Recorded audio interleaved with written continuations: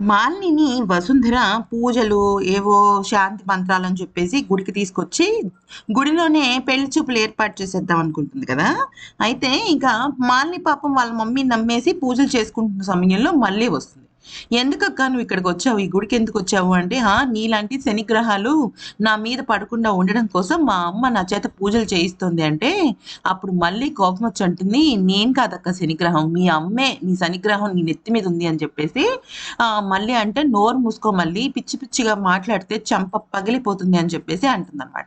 అయితే ఈలోపు అక్కడున్న శంకరమ్మ మల్లిని ఆపే ప్రయత్నం చేస్తుంది. "అమ్మ దయచేసి గొడవలొద్దు. నా మాట వినండి.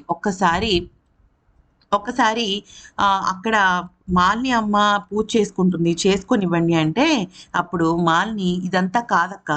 ఇక్కడ ఏం జరుగుతుందో నీకు తెలియాలి రా" అని చెప్పేసి చెయ్యి పట్టుకొని లోపలికి ఈడ్చుకెళ్తుంది.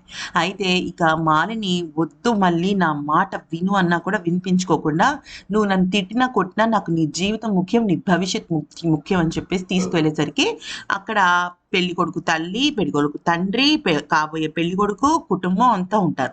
వాళ్ళందరిని చూసిన మాలిని షాక్ అవుతుంది. అయితే మల్లిని చూసి వసుంధర షాక్ అయిపోతుందనమాట. అంటే వసుంధరకి ఊహించని ట్విస్ట్ ఇస్తుంది. శరత్‌కేమో ఏం జరుగుతుందో అర్థం కాదు. అండ్ అయోమయంలో ఉంటాడు. ఆల్రెడీ వసుంధర ఇచ్చిన షాక్ తట్టుకోలేకపోతున్నాడు కదా! అయితే మాలినికి డౌట్ వచ్చేస్తుందనమాట. పెళ్లి చూపులే ఇది. ఓహో! అయితే మల్లి చెప్పిందే నిజమనమాట అన్న ఒక కాన్సెప్ట్‌కొచ్చేసి వాళ్ళ అమ్మకేసి చూసేసరికి వసుంధర మళ్ళీ ఏం చెప్పాలి? వసుంధర ఏం చెప్పలేదు కదా! అప్పుడు అంటుందనమాట. నా కూతురు భవిష్యత్తే నాకు ముఖ్యం అనేసి. మరి మాలిని ఈ విషయంలో ఏం చేస్తుందో చూడాలి.